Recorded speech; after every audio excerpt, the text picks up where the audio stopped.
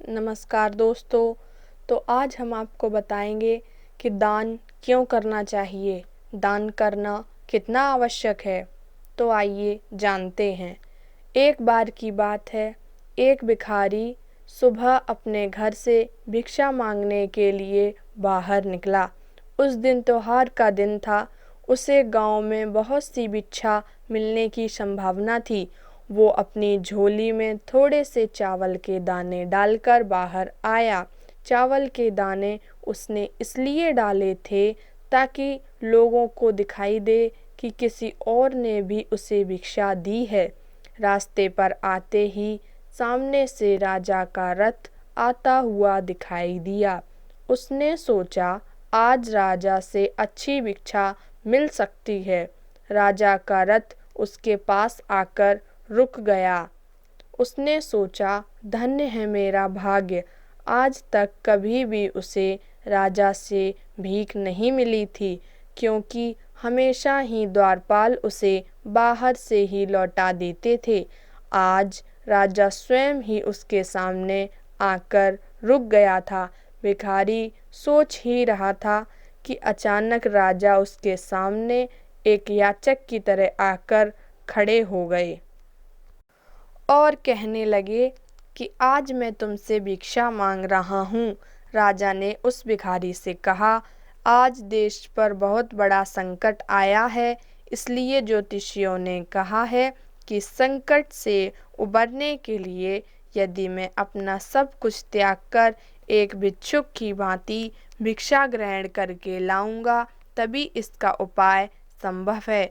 तुम आज मुझे पहले आदमी मिले हो, इसलिए मैं तुमसे भिक्षा मांग रहा हूँ। यदि तुमने मुझे मना कर दिया तो देश का संकट टल नहीं पाएगा।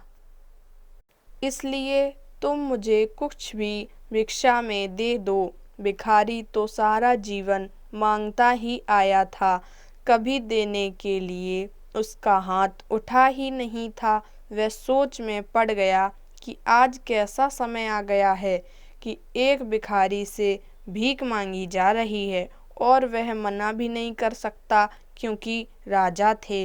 बड़ी मुश्किल से उसने एक चावल का दाना अपनी पोटली से निकालकर राजा को दे दिया। राजा वहीं एक चावल का दाना लेकर खुश होकर के आगे बढ़ गया और आगे जाकर वह राजा सबसे भिक्षा मांगने लगा। सबने उस राजा को बढ़ बढ़कर भिक्षा दी, परंतु भिखारी को तो चावल के दाने का गम सताने लगा। जैसे तैसे शाम को भिखारी अपने घर पहुंचा।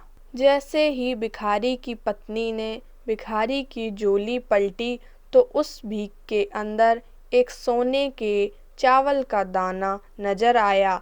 भिखारी की पत्नी ने जब उस सोने के दाने के बारे में पूछा तो भिखारी बहुत तेज छाती पीटकर रोने लगा।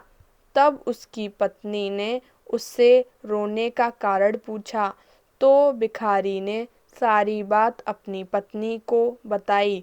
उसने कहा, तुम्हें पता है कि जो हम दान करते हैं वही हमारे लिए स्वर्ण बन जाता है, और जो हम इकट्ठा कर लेते हैं वो सदा के लिए मिट्टी हो जाता है।